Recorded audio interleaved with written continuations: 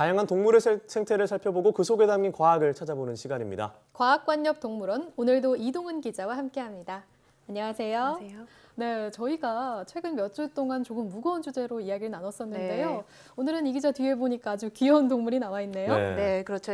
최근에 동물에 관련한 굉장히 사회적 이슈들이 많아서 저희가 네. 좀 다양한 주제로 이야기를 나눠봤는데 네. 오늘 오랜만에 귀여운 동물과 함께 할까 합니다. 보시는 것처럼 캥거루입니다. 네, 개인적으로 캥거루가 또 언제 나오나 기다리고 있었는데요. 네. 저희가 지난 시간에 다뤄봤던 코알라와 함께 어떻게 보면 호주를 대표하는 동물이잖아요. 네, 맞습니다. 이 호주하면 떠오르는 동물이 말씀하신 대로 코알라와 캥거루 네. 이렇게 되는데요. 실제로 이 캥거루라는 이름이 호주 퀸즐랜드 지역에서 쓰이는 토착어에서 왔습니다.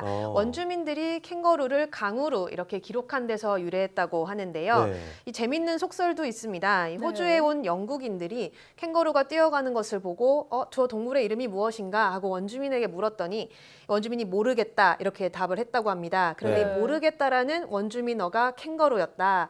이런 속설도 있습니다. 네, 굉장히 재밌는 속설이네요. 네. 어쨌든 캥거루라는 이름의 유래가 원주민들로 거슬러 올라가는군요. 네, 맞습니다.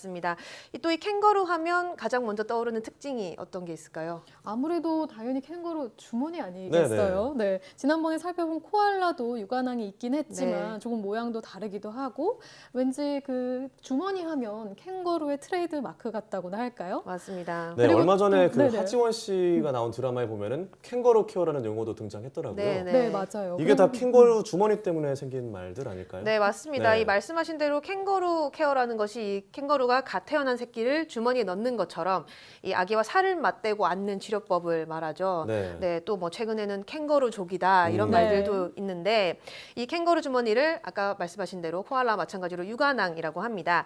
이 육안왕 안에는 4개의 젖꼭지가 있습니다. 이 캥거루가 갓 태어나면 크기가 약 2.5cm 정도로 몸무게도 1g 정도밖에 안 됩니다. 정말 작네요. 네, 한마디로 조산이라고 볼 수 네. 있겠죠. 거의 엄지 손가락 크기만큼 엄청 작네요. 그렇죠. 네. 이 작은 캥거루가 태어나자마자 앞발을 이용해서 이 어미의 육안왕 속으로 열심히 기어 들어갑니다. 네. 그때부터 짧게는 6개월, 어. 길게는 1년까지도 그 안에서 살게 되는 겁니다. 네, 이렇게 본능적으로 그러면 스스로 어미의 주머니를 찾아가는 건가요? 신기하네요. 네, 이 새끼 캥거루가 코로 어미의 젖 냄새를 맡고 이 육안왕을 찾아가게 됩니다.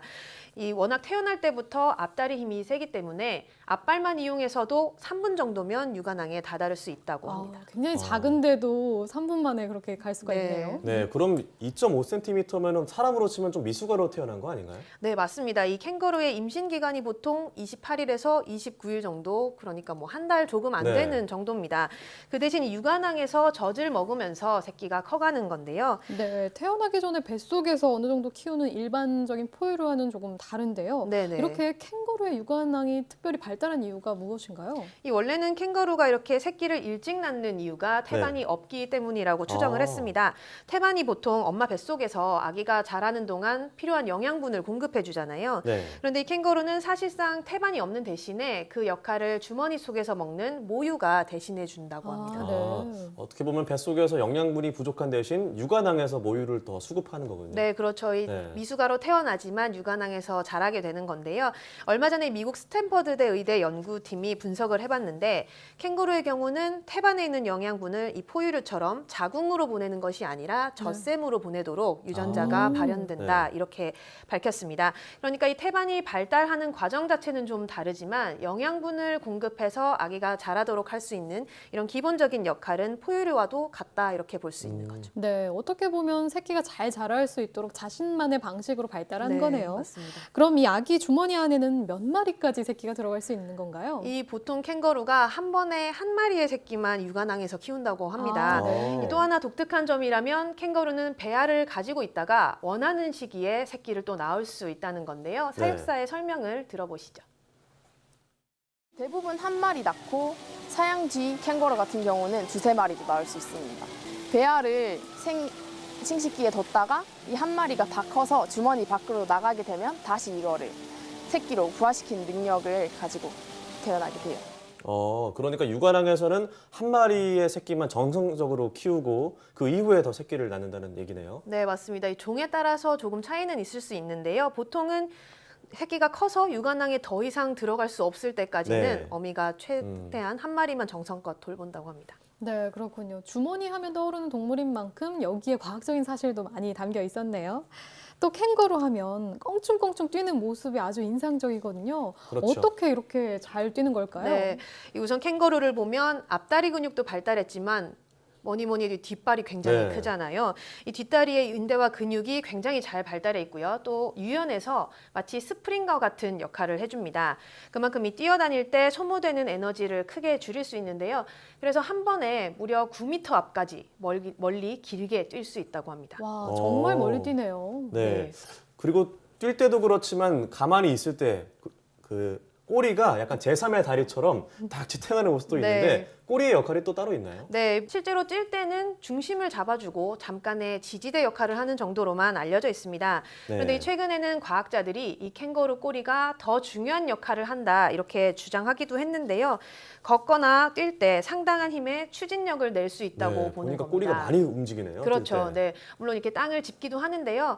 다리와 같은 역할이라고까지는 볼 수 없지만 그래도 다른 동물들에 비해서는 이 꼬리의 비중이 굉장히 크다 이렇게 볼 수 있습니다. 네, 역시 껑충껑충 뛰는 모습이 참 인상적이었는데요. 네. 그리고 또 보니까 우리가 캥거루인 줄만 알았던 동물인데 사실은 다른 동물인 경우도 많더라고요. 네. 되게 비슷한 동물들이 많은 것 같아요. 맞습니다. 이 캥거루과가 크기와 형태에 따라서 여러 가지로 네. 나눌 수가 있는데요. 대표적으로 알려진 종이 왈라비와 왈라루입니다. 오, 사실 비슷한데요. 네, 겉으로만 봐서는 헷갈리기가 아주 쉽죠. 왈라루는 캥거루보다 약간 크기가 작고요. 왈라비는 캥거루 중에서도 아주 소형에 속합니다. 네, 언뜻 봐서는 구분이 안 되는데 약간 왈라루 왈라비가 조금 더 귀여운 느낌은 있네요. 네, 좀 작다고 생각하니까 좀 얼굴도 그렇고 동글동글한 면이 좀 있다 이렇게 보는 분들도 네. 많긴 한데요. 외모는 사실상 거의 비슷하고요. 왈라루는 보통 몸 길이가 110에서 120cm 정도 되고요. 성격이 조금 사나운 편이라고 아. 합니다. 네. 네, 왈라비는 우리나라 동물원에서도 쉽게 보실 수 있는데요. 몸 길이가 보통 1m 정도 되는 작은 종이고요. 색깔이 보시면 캥거루보다 조금 더 회색에 그러네요. 가까운 색을 띠고 있죠. 또 이제 얼굴 같은 경우도 보시는 것처럼 이렇게 조금 더 동글동글한 느낌을 받으실 수 있고요. 물론 이 같은 캥거루과이기 때문에 새끼를 육안항에서 키운다거나 뭐 풀을 먹는다거나 하는 기본적인 습성은 거의 다 비슷하다고 볼 수 있습니다. 습성은 비슷하군요. 네.